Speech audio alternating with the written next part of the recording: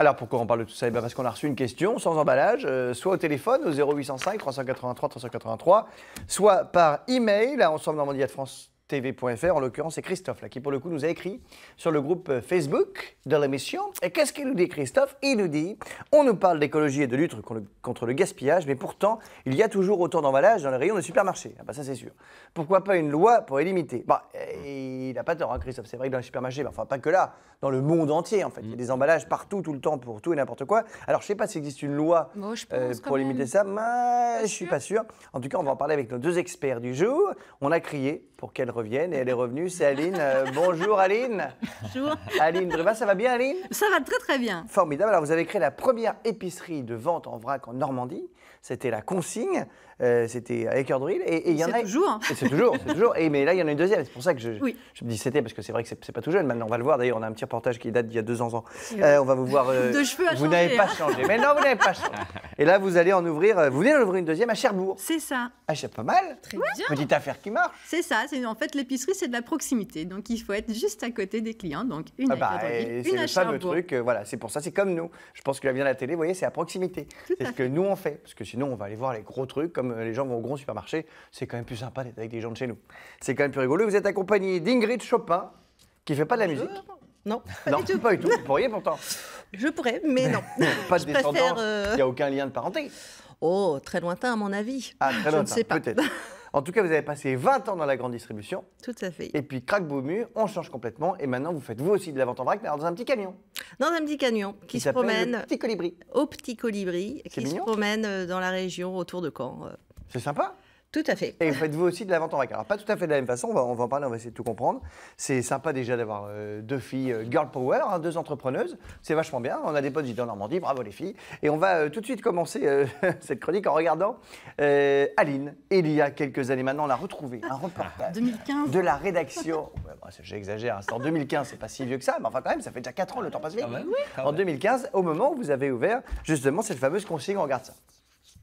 Dans cette épicerie écolo, on se concentre sur l'essentiel. Pas de packaging, pas d'emballage, ou presque. Les produits se présentent à nu. Vous allez retrouver aussi quelques boissons qui sont consignées, des mélanges apéritifs, des fruits secs. Livrés en vrac au magasin, les pâtes ou la farine sont conditionnées dans des bocaux consignés. Un bocal comme ça, c'est 70 centimes de consigne. Pour un bocal comme ceci, 1 €. Pour un comme ça, 1,40 €. La consigne, un principe vieux comme le monde, remis ici au goût du jour. Les bocaux utilisés sont ramenés à l'épicerie, lavés, étiquetés. Ils seront réutilisés à l'infini. Les produits surtout qui se consomment régulièrement, je trouve que ça peut vite faire un mieux et un plus et beaucoup moins de déchets. C'est une contrainte aussi. C'est une contrainte au niveau temps, oui. Oui, bien sûr, les drives, on ne peut pas dire le contraire, c'est très pratique quand on est pris toute la journée, mais après... C'est un choix. C'est un choix et un choix qui, voilà, à mon avis, est important. L'idée, c'est vraiment de faire les changements petit à petit pour que toute la famille puisse adhérer. Militante écolo, Aline propose 50% de produits bio et privilégie les circuits courts. Dans les bons produits qu'on a de la région, on retrouve des petits biscuits, le petit para, le petit sablé de Sainte-Mère-Église, mais on retrouve aussi des biscuits totalement locaux qui sont faits à Équerdreville par une jeune fille qui est en train de créer son entreprise. Créer un réseau de producteurs locaux et se lancer pourquoi pas dans les fruits et légumes. Les projets d'Aline ne manquent pas. Son épicerie en tout cas n'a pas d'équivalent dans la région. Oui, alors évidemment, changement de coupe de cheveux, mais vous n'avez pas pour une ride, hein? Merci. Mais oui, je peux me permettre, je trouve que les bocaux, ça conserve. Ouais, la maquilleuse fait du bon Ah, travail les bocaux, aussi. ça conserve. Ah oui, oui, personne n'a compris ma blague, encore une fois. C'est un échec, cette blague était pourrie. Bon, alors, donc du coup, alors, on a bien compris le concept. Alors, vous n'avez pas tout à fait le même concept. Hein. C'est-à-dire que chez vous, Aline, les bocaux sont en consigne. Oui, la consigne, c'est vraiment un concept très différent de beaucoup d'épiceries vrac qui existent à l'heure actuelle. D'accord. Quand la consigne a ouvert en 2015, donc, il n'y avait que 2 épiceries vrac en France. Oui. Ah, que 2 en France? Ouais. Vous êtes une pionnière. Ouais. Ouais. On aime bien les choses expérimentales. Voilà. Et donc, le système de la consigne est différent des autres types d'épiceries vrac où vous avez des trémies, en fait. Et Un peu comme, pour le coup, c'est un un peu comme chez Ingrid. Ici, tout est présenté déjà en contenant. en fait, et vous Mais ce venez qui veut dire qu'il directement faut- prendre le contenant, Mais vous ce qui- l'emmenez chez vous, et puis vous le ramenez vide, tout simplement. Mais il faut qu'on soit content de la quantité que vous proposez. Oui, c'est pour ça qu'il y a différentes tailles de contenants qui peuvent être proposées. Et alors, par exemple, quand vous dites c'est consigné, c'est-à-dire que le bocal, si je vous le ramène, je récupère quoi? 1 euro Et bien là, par exemple, pour les petits apéritifs au camembert normand, vous avez 70 centimes en plus du prix qui est indiqué sur le bocal, que vous récupérez quand vous ramenez le bocal vide. D'accord, parce que bon, alors ça aide les gens donc, du coup, qui chez eux n'ont pas de contenant. Ben, c'est super pratique parce que ça évite d'avoir à se stocker plein de sachets papier, à plus savoir ce que c'est, ni depuis combien de temps on l'a, ni comment on le cuit. Là, vous avez directement le bocal, vous avez juste à le ranger dans le placard. Comme si Et puis vous on faisiez vous le ramène vos courses. quand on a fini. Et quoi. vous le ramenez tout Voilà. simplement. Et vous avez les indications de cuisson quand il y a des besoins de cuisson, par exemple, pour les petites lentilles corail, noix de coco. Directement, c'est noté dessus. Pas mal, ça. Il n'y a plus qu'à prendre le bocal, à cuisiner, et ensuite, quand il est vide, à le mettre dans le sac pour le ramener au magasin. Autant le petit gâteau au camembert, vous voyez, à 10h50 et quelques, j'ai Tu veux pas pas envie, là, goûter, mais- Alex? Il faut essayer. Non, là, le bon matin, là, Allez, voilà, pas tout à allez, fait, pas tout à fait. Et alors, et du coup, vous, Ingrid, c'est pas du tout pareil. Vous, c'est plus classique, entre guillemets, en termes de vente en vrac, mais bon, après tout, c'est aussi compréhensible parce que vous avez moins d'espace, vous avez un petit camion, vous. Voilà. Vous avez un petit camion et, qui se promène. Et donc, pour le coup, là, on vient avec nos contenants Tout à fait. et on prend ce qu'on veut chez vous. Voilà, Et on paye je au poids, sais. j'imagine. Voilà, et on paye au poids. Je tare les bocaux, les emballages, et après, les gens ne payent que la marchandise. D'accord. Alors, avant qu'on élabore un petit peu là-dessus, pour le sujet, pour comprendre comment vous êtes venus à faire ça, toutes les deux, surtout vous, Ingrid, qui a bossé en grande distribution avant, on va le dire, Johan, c'est vrai que les emballages, on s'en rend pas compte. En fait, on s'en rend pas compte, mais c'est un gâchis monumental. Ah, c'est un gâchis monumental, c'est même un scandale. On a évoqué il y a quelques semaines, souvenez-vous. Calme-toi, calme-toi. Mais si, Je- si. J'estime dire que c'est un scandale. Et je vais expliquer pourquoi. Parce que, comme je disais, on a évoqué il y a quelques semaines le scandale du plastique et tout ce qui était jetable, utilisable une seule fois, les fourchettes, les assiettes, etc. Oui, on voit Eh bien là, les photos à l'écran. Là, il y Voilà, a ça, quand même c'est un vraiment, continent entier de plastique maintenant aussi. C'est incroyable. Mais moi, j'ai découvert finalement le business du vide. C'est-à-dire que selon une étude DS Smith Packaging, c'est un expert du packaging, de Oui. l'emballage. D'ailleurs, continuez à parler, moi je vais piquer un truc. Vas-y, mange.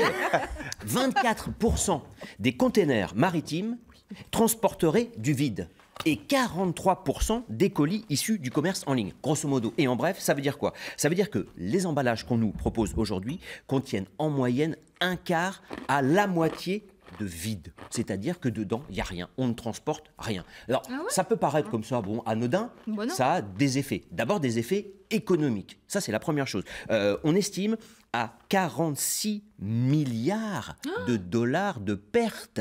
Hein, Mais tu veux dire quoi? Tu veux dire que par exemple, quand tu achètes un paquet de gâteaux, eh ben, il y a du vide là-dedans Alors, qu'on pourrait faire c'est plus dans le petit. fret maritime, dans le Ah, c'est transport. dans les gros transports, mais ça, on s'en doute. Ah ben, on s'en doute. Ben non, on s'en doutait pas, justement. Et les transporteurs ne s'en doutaient pas. Personne ne s'en doutait avant cette étude, parce que finalement... Bah, ils voyaient bien que leur bateau n'était pas rempli. Eh ben, ils sont remplis, les bateaux. Ils sont remplis parce Mais que... c'est les containers qui sont à moitié vides parce Voilà. que tu n'as peut-être pas assez de commandes Y a pour pas- remplir des mais gros containers. si, mais c'est que les emballages font que, si tu prends par exemple, alors on va prendre un exemple très simple, une petite carte, une micro SD que tu mets dans ton téléphone par oui. exemple. Ah oui, alors as c'est déjà vrai que la acheté une micro SD? Alors c'est vrai que la micro SD elle est comme ça, mais que l'emballage autour, c'est une L'emballage maison. est énorme. N'importe quoi. Les Eh jeux oui. vidéo, les petites cartes, Oui. on va citer aucun, mais les jeux vidéo au finish, c'est quoi? C'est une petite carte comme ça que tu insères. Si tu joues sur la console que je préfère en Si ce tu moment. joues, voilà, sur une certaine Voilà. console. Petite console merveilleuse. Mais enfin, c'est pareil pour les autres consoles Mais où c'est des pour toutes CD. les consoles. Ton CD, il est comme ça, et enfin ton Blu-ray, il est comme ça, et la boîte autour, elle est monstrueuse. Alors il y a le coût économique, sachant que in fine, qui paye ce coût économique? Bah, C'est c'est le client, nous. c'est nous, c'est Ah le oui. consommateur. Évidemment. Plusieurs fois. Et plusieurs fois. Et il y a le coût qui est le coût environnemental. Parce que finalement, en tonnes, en millions de tonnes de CO2, eh bien de dioxyde de carbone, c'est 122 millions de tonnes. Alors je vous dis 122 millions de tonnes, vous allez me dire oui, très bien, ça représente quoi? Ça représente la consommation annuelle de la Belgique, d'un pays comme la Belgique, Oui. rien qu'en transport. Ah oui, donc c'est effectivement Donc, énorme.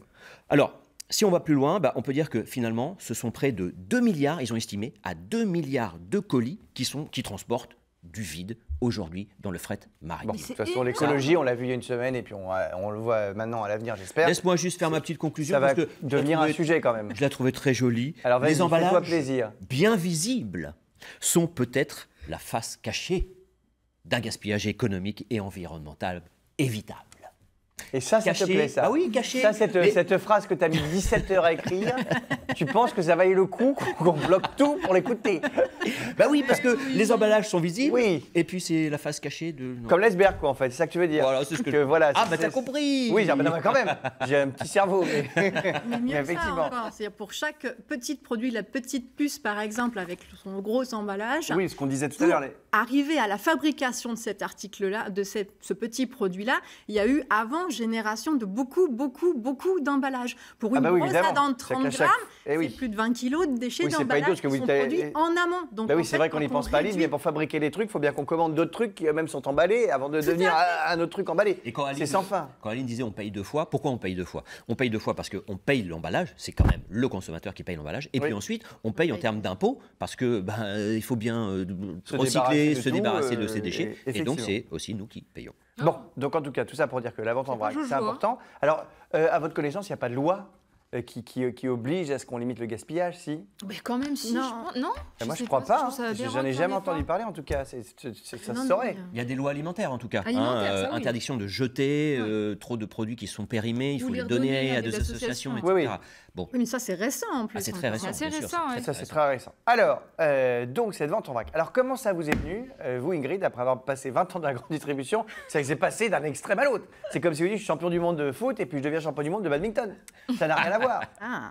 Une envie de faire attention à la nature. Mais justement, Ça, est-ce voilà. que c'est né de votre expérience grande distribution? Rien à voir. Non, c'est Non. une expérience personnelle. Je veux dire, voilà, petit à petit, on évolue dans la chose, et puis des rencontres, Sea Shepherd entre autres, et puis voilà.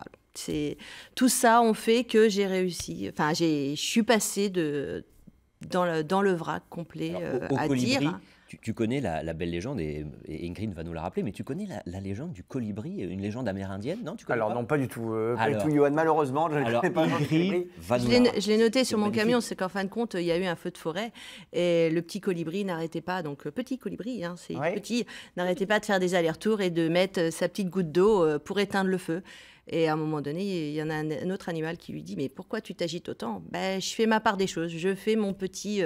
J'essaie de faire ma part des choses pour éteindre ce feu. Ah, donc là, vous C'est- faites, déjà, vous faites Mais un peu je la part fais- des choses pour voilà. l'écologie. Et voilà, c'est chacun fait ce qu'il peut. à son Chacun fait échelle. son petit pas à son niveau, à son... Voilà. Alors, et donc le camion, il est où? Alors, il se promène. Est-ce que vous êtes à des jours fixes, à des endroits fixes? Donc, Ou- je fais des marchés tout autour de Caen. Donc, Mais c'est toujours les mêmes. Je veux dire, par exemple, si je veux vous voir un mercredi, je vous trouve où? Le mercredi, vous me trouverez le mercredi soir. J'ai un trou de mémoire. Vous me prenez Ah, à bah là, paf, dépourvu. paf, paf. Ouais, voilà. Non, mais n'importe un jour qui vous vient en tête. Non, mais le jeudi, par exemple, le jeudi soir, il y a un marché du soir à Troismont. Le mardi matin, je suis à Ouistreham. Ah, c'est bien ça. Voilà, je 12 fais- villes, hein. 12 villes quand même dans la semaine, oui, plus de c'est 500 beaucoup. km par semaine. Ah, le mercredi, vous êtes à Var-le-Roi, me dit-on. Voilà. Pas le roi, non. Le Var-le-Roi. Ah, Boulevard le Roi. Bah alors. Bah, articulé dans mon oreillette. Balleroy. Non, mais attends, je Non, dis tout, Boulevard on est à le Roi. l'antenne. On me dit le Var-le-Roi. Moi, je dis, mais c'est quoi cette ville? Je connais pas. Bon, je vais le dire quand même. Non, c'est tout nouveau. C'est un nouveau marché qui vient d'ouvrir, un nouveau marché du soir à Caen, donc Boulevard Le Roi. Voilà. En plus des Boulevard Le autres Roi. marchés du samedi, donc Boulevard Le Roi. Alors, donc, vous, il faut qu'on vienne mais- avec quoi? Alors, Donc, on va pas dire vous qu'il faut, venez faut avec- surtout pas venir avec un sac en plastique. Sinon, ça marche pas. Vous venez avec ce que vous voulez, ce que vous avez chez vous, soit des sacs en tissu en vrac, soit des sacs en papier.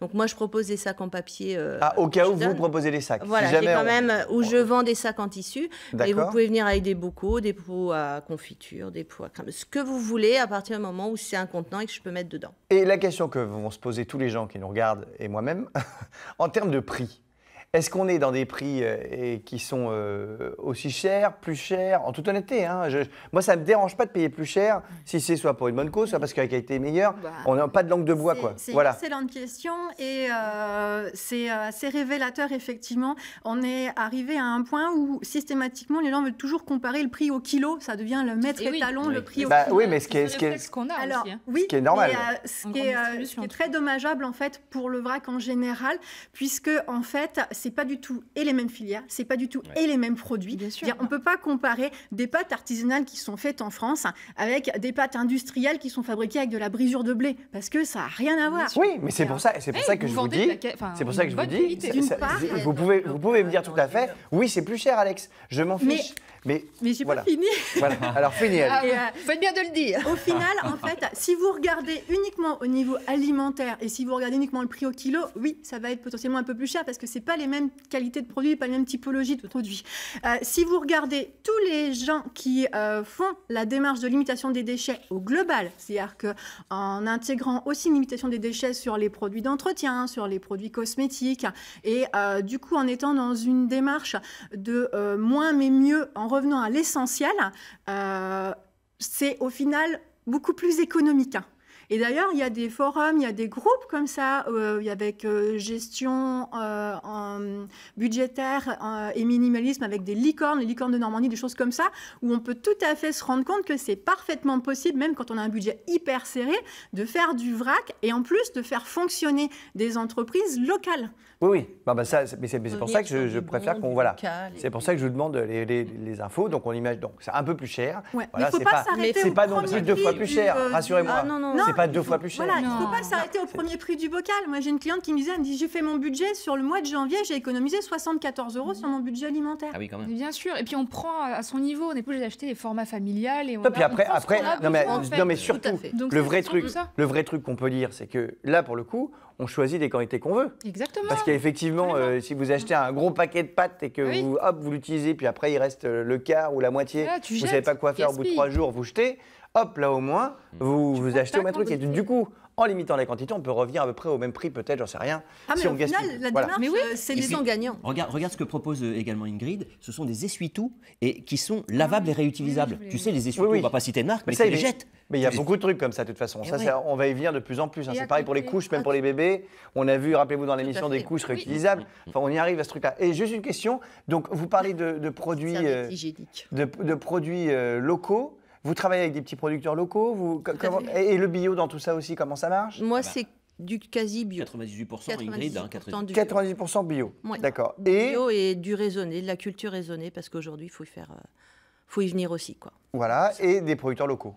Moi, je suis à plus de 50% en bio, parce que je suis partie Ouais. sur une démarche au départ de vraiment pas être catalogué magasin bio uniquement, parce Oui. qu'il y a Bah, encore mais après, effectivement des a priori. des a priori tout à fait qui disent que le bio c'est plus cher, etc. Tout à fait. Alors que le principe c'est vraiment de laisser le choix, et les gens qui vont vouloir prendre leur farine en conventionnel ou en bio, ils vont pouvoir choisir de l'avoir en conventionnel ou en bio, leur palette de chocolat en vrac en conventionnel ou en bio, et chacun avance son chemin en fait dans l'imitation des déchets. Et j'ai des clients lors de l'ouverture de magasin qui m'ont dit, mais nous au départ on n'était pas du tout bio, et on venait vraiment pour la limitation des déchets, et puis en goûtant on se rend compte que les céréales complètes ça cale beaucoup plus longtemps, hein, qu'en termes de goût on a des éléments qui sont plus intéressants, et on y vient petit à petit sur certains éléments, sur un peu plus. Donc chacun vraiment fait son chemin. Le principe c'est d'être libre, et surtout d'arrêter de payer pour des emballages qu'on jette à la poubelle après et qu'on risque de retrouver sur nos Bien plages. sûr, Voilà, oui, bien tout sûr. simplement. Bon, en tout cas, on a bien compris pourquoi c'est intéressant et qu'est-ce qui est tentant là-dedans, parce que je veux dire que c'est assez... tentant. Franchement, ça donne envie. Gourmand, hein. Et en plus, c'est bon. Depuis ce matin, je goûte, pour tout vous dire. Alors, j'ai pas goûté des trucs camembert, parce que là, c'est un peu tôt après le petit-déj d'attaquer ça. Donc, ça marche bien, en tout cas, pour vous, les filles, toutes les deux. Vous êtes contentes? Oui, Donc, oui. vous, une deuxième boutique à Cherbourg, à Lille. Ouais, tout à Pas fait. mal.